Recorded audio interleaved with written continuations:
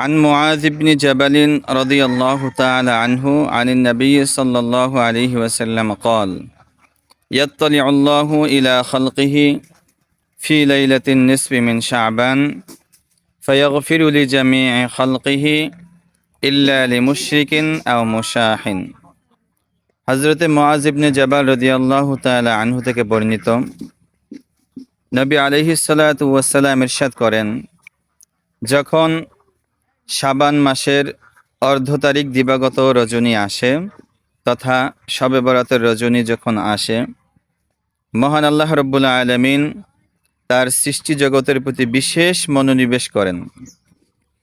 ফায়াগফিরু লিজামিই খালকিহি, এবং আল্লাহ তাআলা তার সমস্ত সৃষ্টিকে মাফ করে দেন, অর্থাৎ আল্লাহ তাআলা আমাদের সকলকে মাফ করে দেন।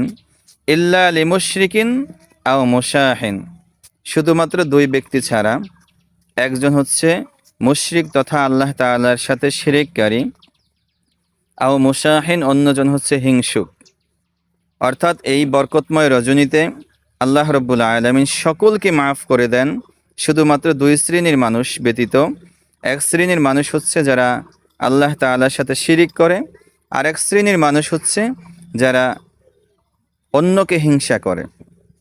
সুতরাং আসুন আজকে এই বরকতময় রাতে, আল্লাহ তাআলার বিশেষ অনুগ্রহ পাওয়ার রাতে, আমরা সকলেই শিরিক বর্জন করে, হিংসা বর্জন করে, খাঁটি দিলে আল্লাহ রাব্বুল আলামিনের কাছে তাওবা করে, আজকের এই সুবর্ণ সুযোগে আমরা সকলেই আল্লাহ রাব্বুল আলামিনের ক্ষমায় আমরা ধন্য হই।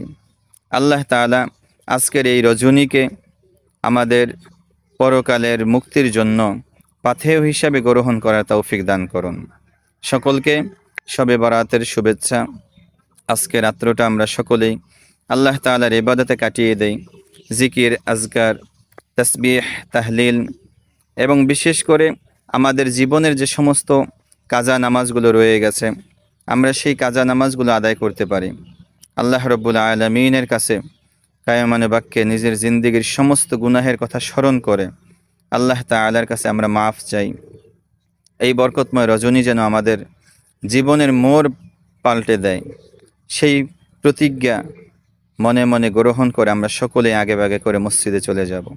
5 ওয়াক্ত নামাজের প্রতি আমরা সর্বোচ্চ খেয়াল রাখি, পাশাপাশি যত নফল সুযোগ আছে আল্লাহর পক্ষ থেকে বিশেষ সুবর্ণ সুযোগগুলো আমরা কাজে লাগাব।